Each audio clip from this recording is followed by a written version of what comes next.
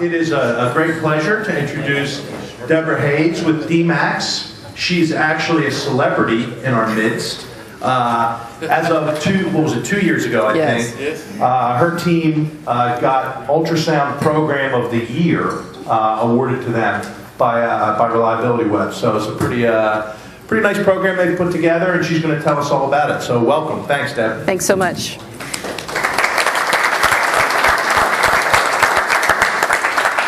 As he said, I'm Deb Hayes. I'm going to tell you a little bit about our PDM program. Dmax builds the Dmax diesel engine for General Motors heavy-duty trucks. We're a joint venture between GM, Isuzu, and I also kind of include the IUE CWA in it. We are a union plant, but not your typical union plant. We're a team concept plant where many members of the union force actually have leadership roles in the plant. Fortunately for me, we're really huge in ownership, and when we started this PDM program, they really handed it over to the hourly people to run it the way they wanted to. So I'm a product of that, and it's a great opportunity. It's a great place to work, and a different than what you would normally see in a General Motors union plant. I'd like to say that I'm not a senator, so I don't have that in front of my name. I'm not a senior tech because I'm a union person, so I don't have that in front of my name. I've been called a lot of names, and the SSOB, I would say the SSO would be gone, and I could have that other name occasionally at the plant, but it is what it is, and when you're a union person, that's just the nature of the beast. We're a plant that assembles and machines the Dmax diesel engine. The machining side of our plant, we machine our cylinder block, our cylinder head, and our crankshaft. On the assembly side of the plant, we have a short block area, a main line, a head sub, a test, and a dress. We actually hot test every engine. Every engine that we build is started and run through a test before we ship it anywhere. So every engine is started at our plant, not a cold test, it's a hot test. About 6 years ago, we decided that we were going to start a PDM team at our plant. Now, we opened in 2000, so we ran our plant for about 5 years without really doing a lot of PM. We did no PDM, and we ran 24/7. We just ran the machines to death. They were really built to run 8 to 16 hours a day, 5 days a week, and our volume went up so fast and our engine sold so well that we just went out of control. So we ran them, and we ran our machines into the ground. So huge things started to happen. You had downtime. You had issues that we were just unable to maintain the equipment the way we needed to. So they decided they'd start a PDM program. So the union and management together jointly appointed 2 people to this PDM team. One was going to be mechanical, and that would be me. And another one was the electrical service technician. His name was BJ Thornberry. Now, I'd like to say they appointed me into this job because I'm all that in a bag of chips. Probably because I'm the biggest pain in their backside, and they said, let's give her something to do. And so that's where I find myself today. BJ would be, just so you understand, he is probably the biggest pain in the butt, more so than I am. He's a big, burly, bald-headed guy with many piercings who loves Harleys and loves guns. And I think management just a little bit afraid of him. So I think they put him into this job so they could keep an eye on him. We have 4 technologies at our plant. The FLIR P65 is our IR camera. Vibration analysis, we use the CSI 2130. Motor circuit, we use All Test Pro on and offline testers. And UE, we use the UE 10,000, which I absolutely love, except for now I see the 15,000 and I want that. It's pretty sweet, so as compared to what we do. When we started our PDM program, we started with the FLIR first, and that's our first training that we went to, primarily because they had already purchased the camera like 2 years ago and didn't put the team into place until 2 years later, and they said, well, we've already invested this money, let's get this off the ground first. Then we went into vibration because, again, it's something they had already purchased. They just hadn't rolled it out, so we started that. But by the end of the first year, about September-ish, we had a 65-gallon hydraulic leak on our headline, and they couldn't find it. So they decided, well, what can we use? And I said, hey, there's this technology. It's called Ultrasound, and it's supposed to find leaks. Let's see what we can do with it. So we purchased it on a Thursday. The guy came in, brought it to us, trained us on it that day. On that Friday. That Saturday we went out, we found this leak, it's a 65-gallon a day leak. We paid for the UE 10,000 in one find that one day. We'd had that 65-gallon leak for over a month. And it was contaminating our coolant, it was contaminating everything. one find, we paid for it. So they were thrilled to pieces, and then the motor circuit was an easy buy after that, because we said, well, look what we did with the ultrasonic buy. Motor circuit will just give us that much more. So we were able to move forward with that. But I think most people think that it is a leak finder. So for the first 5 years, we thought, well, this is great. We went out and found air leaks. We did, as many leak finds as we could find, and it was awesome. And, we saved over that 4-year period maybe $40,000, $50,000. We were just thrilled to pieces. But me being the lazy person that I am, there's 2 of us. We have 1,500 pieces of rotating equipment that we monitor on the machining side. Another 50 pieces of equipment that we monitor on the assembly side, and then we have 1,000 feet of conveyor system on the assembly side of the plant. That's a lot of things to monitor. Where vibration and IR are great technologies, and motor circuit is a great technology, sometimes I need to do something fast, and I need to be able to identify things fast. And vibration is just not that. I mean, it's great, and it can identify specific components for you, and I love it. But when it comes to running a route, you're not going to do it in 5 minutes. It's going to take a lot longer. Where ultrasound, it doesn't. So we have over 500 ball screws in our plant. And for those of you who don't know what a ball screw is a worm gear that runs a head that's maybe milling the side of the block, and it positions it precisionally where it needs to be. So when you have 500 of these, it's pretty impressive. Now, I love the IR pictures. It really didn't have anything to do with this presentation, but I just think they're cool looking pictures. And this is what a ball screw looks like. We have 2 stations on our cylinder block lines, CB10 and CB20. Now, we were having ball screws that were failing yearly. Gearbox is every 6 months, and the gearbox is attached to the side of the ball screw. In quality, this is tolerance. We hold tolerances within 1/10. So if your ball screw is out and off by just a little bit, or you have backlash in it, you're out of quality, you're out of spec on your quality, and that's a case, that's a block, that's an 8-cylinder block that you're scrapping because your ball screw has backlash in it.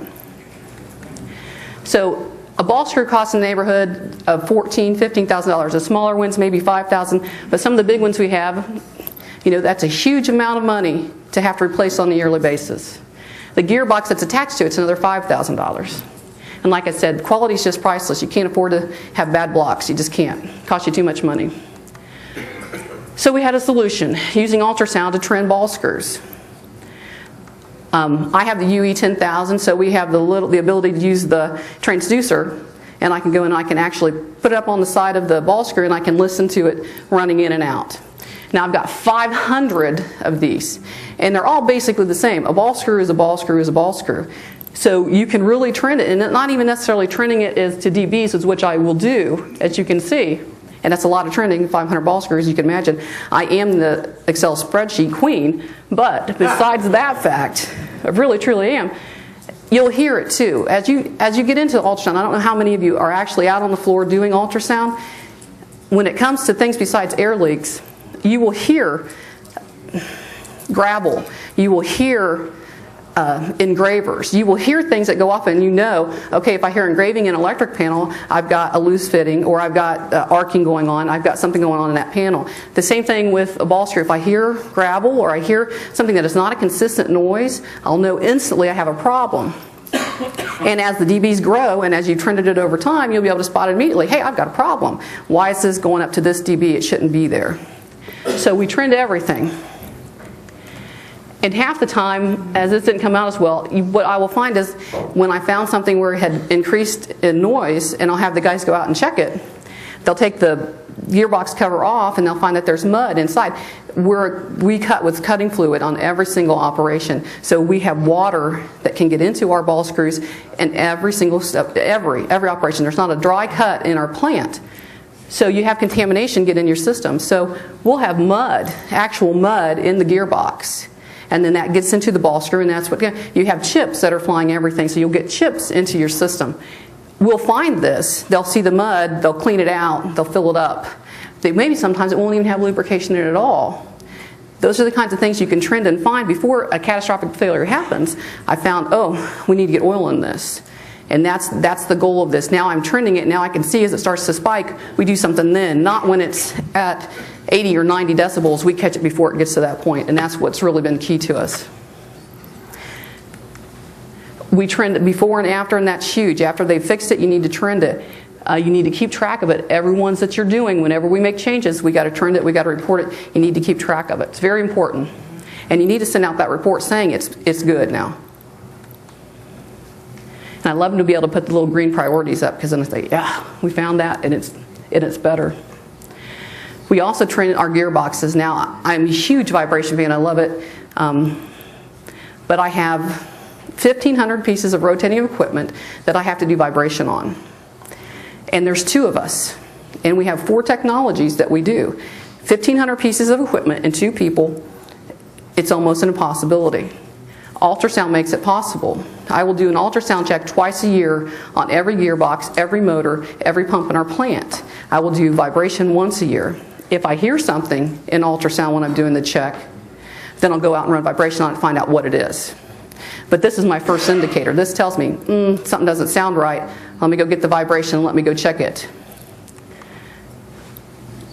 It's more than a leak finder. Again, 2 techs, 1 check. It's just not going to happen. So I can get 3 checks a year on those 1,500 pieces of equipment where I could only get 1 before.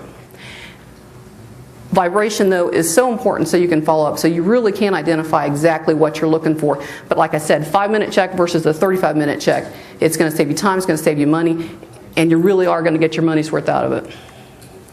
I trend spindle gearboxes, and like I said, this particular instance, we found it with ultrasound 6 months before we would have found it with vibration, because it was on my route and I heard it. We came back, we did the vibration follow-up on it, and we were able to make the recommendation to rebuild it. And this was the vibration check after I found it first with ultrasound. And as you can see, anybody that knows, I don't know if you all know anything about vibration, but that would be Angelfish. And Angelfish is bad when it comes to bearings and vibration. So that was a huge find. And again, we trend it. You see where it's bad, and now it's come back down again. And it's huge to keep your trending data, because that's key. Transfers. For those of you who aren't in the machining side of industry, or you're not in the manufacturing side, in the machining side of a plant, when we're machining a block or a head or a crank, many of the machines we use are called transfer machines. So CB10, for instance, we were talking about before, is actually a machine that has 16 individual stations. So it has 16 individual cutting stations, idle stations. You have 16, a spindle or a particular gearbox could be, I don't know, have 16 drills on it that's going in and cutting it at an individual station. So as it lifts up, they'll have a transfer, it picks it up and moves it to the next station. It'll cut its holes in it, it lifts it up, cuts it, moves it to the next station. It'll mill its face, whatever needs to take place. So you're talking about really 16 individual machines and 1 transfer machine, and then a transfer bar that picks it up and shifts 16 blocks at a time to the next station. So the transfers are huge, and they're all driven on bearings, and they all have lift brackets, and they have either cylinders or motors that lift the transfer bar. And as you can imagine, 16 8-cylinder blocks, it's a lot of weight that transfer is picking up and moving. You can't afford to have your transfer bar break down or crack in half or lose a bearing. You're going to lose 16 blocks at least, and you don't know what other damage is going to be done to your stations. So we started trending the transfer bearings noise level. And so this is a little more complicated, because obviously I can't go into a machine that's completely guarded and has 16 stations and be leaning in with the transducer listening to bearings. So I actually have to have the station emptied out, and this is something we usually do during July shutdown. And I'll go from station to station and just have the electricians lift and move, and we'll sit there and we'll trend every bearing on that transfer and see what we got bad bearings or not. And you can hear them instantly. Again, it's like gravel, and you'll know it instantly. And then we schedule it for that week, it gets repaired, and you don't lose your transfers. No other way to really check them. They're not visually able to really look at. I don't know how to explain it other than you. I could stand on my head upside down up inside a machine and have somebody hold me by my feet, and I still couldn't see that bearing necessarily. So it's really important that you have a tool that you can get in there and you can listen and you can hear, as opposed to having a visual inspection of it. And we do this once a year on all of our transfers. And we trend it. And then we replace them as we need to be, any of the bearings. And of course we always do follow-ups afterwards.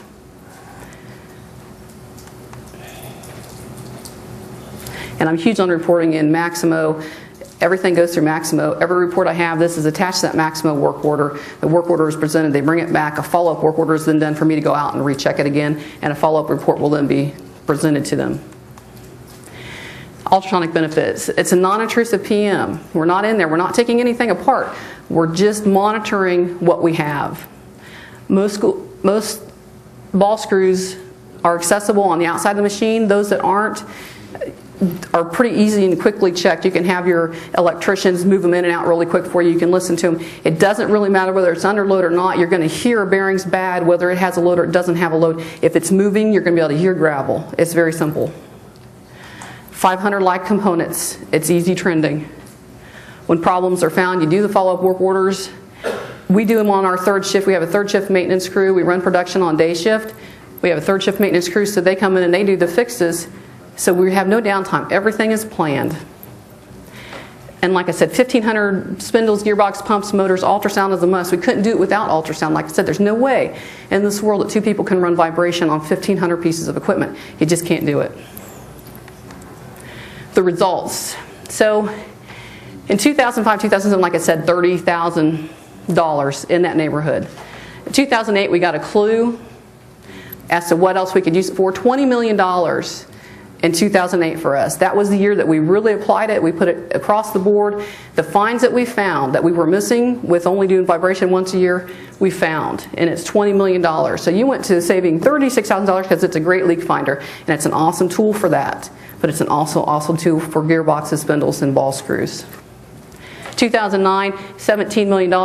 In 2010, another $9 million, I believe, somewhere in that area. But understand, 2009, 2010 were really bad for GM. We had down weeks both those years. So they went down. It doesn't mean that we stopped doing it. It's just that we weren't in production a whole 100% those 2 years. Non-intrusive PMs are the key to keeping production running. Nobody can afford to stop the machine and have you go in and do a PM on it. Trending is the key. You really got to trend. Trending specific components enables maintenance to replace only that is broken.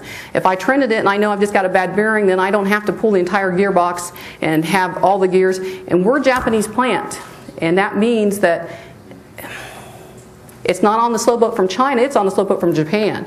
If I need a gear, it's coming from Japan, and that could be a 6-month wait time. We can't afford to wait for that to go down. We have got to plan for it in advance. And the only way we can do that is with trending. And with trending with ultrasound is the way to make that happen. We find the failures before they're critical. We keep downtime to a minimum, and we plan absolutely everything that we can possibly plan. Parts are ordered well in advance, so they're there when we need them. And they're there when we need them, instead of having to have them rushed over or fly them in from somewhere. We don't have to pay those expenses anymore.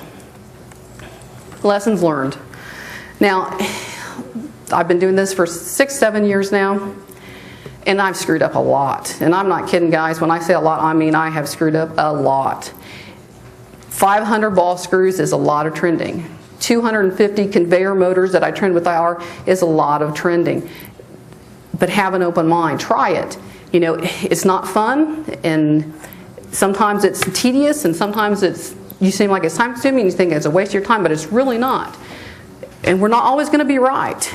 9 times out of 10 we are. Sometimes we're going to make a mistake. Sometimes we're not going to see exactly what we should have been seeing. And generally speaking, I'll be running a route and maybe I'm not paying attention to what I should be paying attention to that particular day. And I will miss a sign that I should have caught. I'm a human being, and I'm going to make mistakes. And when it comes to ultrasound, it's really about your ears and what you're listening to and what you're doing, and sometimes you're going to miss something.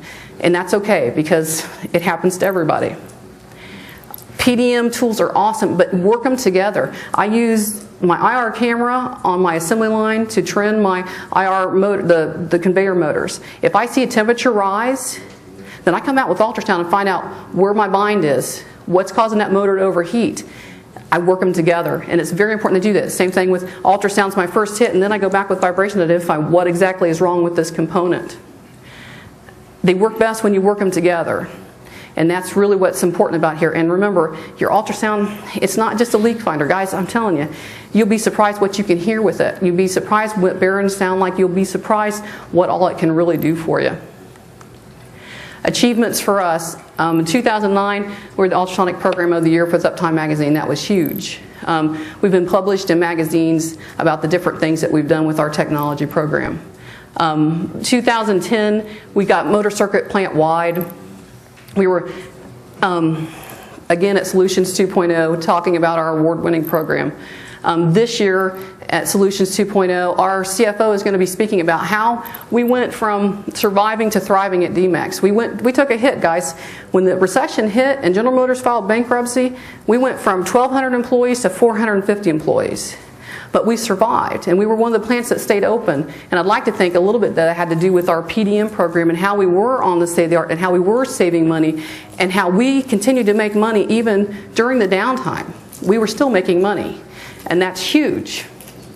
Again, I can't tell you how important it is to understand that you can do this, and you're going to make mistakes, and that's okay. If we did this, anybody can do this. I kid you not. Like I said, I am not all that in a bag of chips, but they gave me the tools to move forward. They let us run this program. I come to conferences, guys, and I'm telling you what, I can't tell you how many ideas I steal from the people sitting in this room and take back and use at my plant. And that's huge. Pick the brains of anybody you see. Take it back and try it. It's not going to hurt to try anything. So try whatever you can try.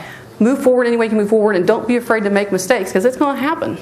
I'd like to thank the maintenance department and the production department at Dmax. They support us. They really let us do a lot of interesting things. They let us think outside the box. They don't always like it, but they let us do it. They let us try. Dwight Richardson is my current partner. Larry Stevens, BJ, we've been past partners. Larry Stevens was a partner, and he was one of the 500 people that got laid off. So we had to start over again. But we kept plugging away, and we were able to move forward. And I just, I think you guys can do it. Really, if I can, anybody can. Any questions?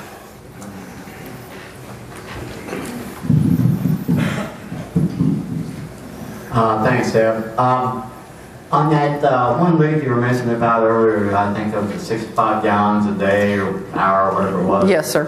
Where did you end up finding that leak? It's actually on a cylinder head transfer machine, and it was actually the very first station, and it was a clamping unit, and the cylinder itself probably only moved a half of an inch in order to clamp the part in, and we had lost a seal, and it was internal to the machine, so you really couldn't see it.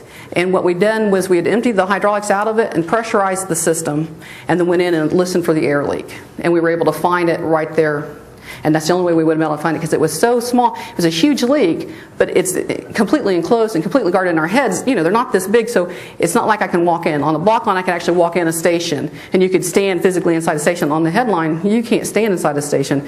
You've really got to be looking, and the only way we would have found it was doing it the way that we did it. I have one other question.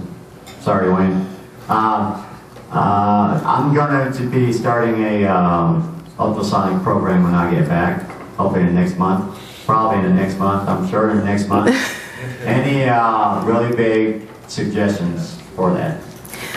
Biggest thing when you start a program, and what I found interesting, and Dwight just joined me in 2009, so he's only been doing ultrasound for 2 years. Dwight will go out and have whoever's going to do your ultrasound just start listening to stuff. Before you even try to start reporting stuff, before you even start trying to find stuff, let them go out and listen. Let them understand, what does an air leak sound like? I used to tease Dwight and say, it sounds like the ocean. Well, I'm at the ocean. No, it doesn't. But it sounds like the ocean, like when you put a shell up to your ear and what ocean sounds like, that's what it'll sound like.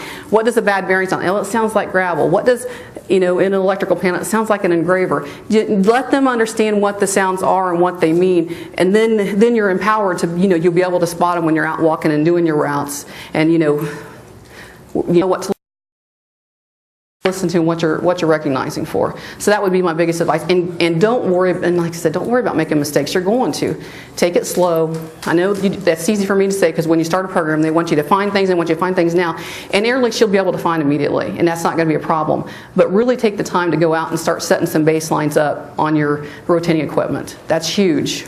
And if you get your baselines in, then you're going to be good to go from that day forward. Okay. Thank you.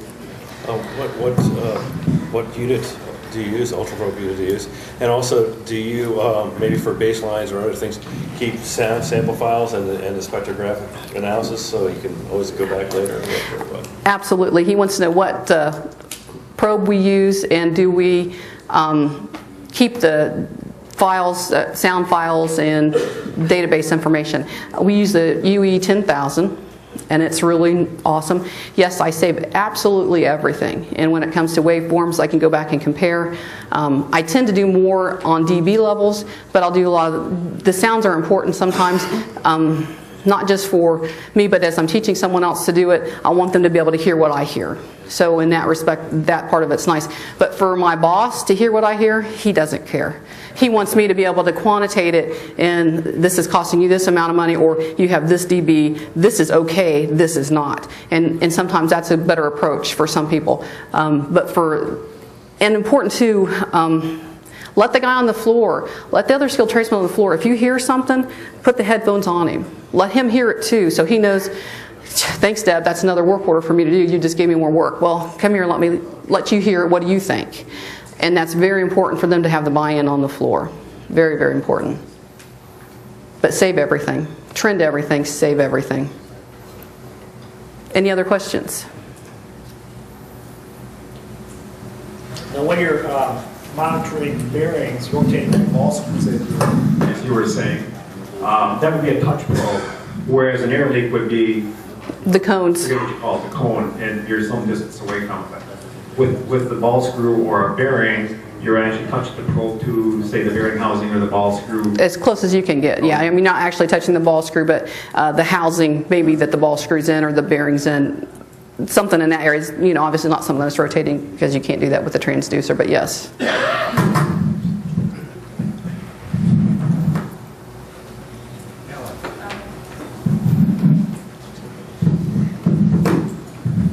Deb, when you're doing your gearbox testing that you mentioned, do you test on the box? Do you test on the drive side? Do you test on the driven side, on the bearing itself, inwards and outwards, or what test do you take? I test exactly the same place I test with vibration. So whatever my vibration route is, and I have a horizontal and a vertical on the load side. I'll do the motor, I'll do the gearbox, I'll do the spindle, I'll do the exact, and in the exact same spot that I do my vibration check. So I can correspond the two together. So where I know my high reading is, I'll see what that shows up in vibration as. So it's really important when you integrate those two to make your sound checks at the same place you're doing your vibration transducer check.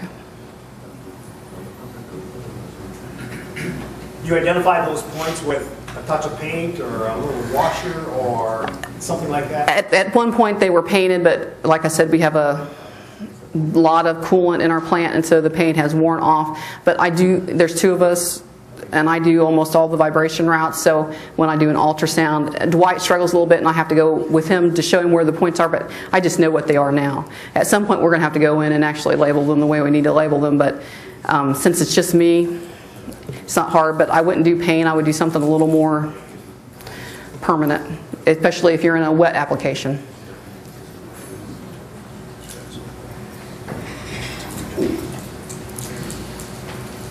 Anybody else? All right, well, thank you very much. I appreciate it.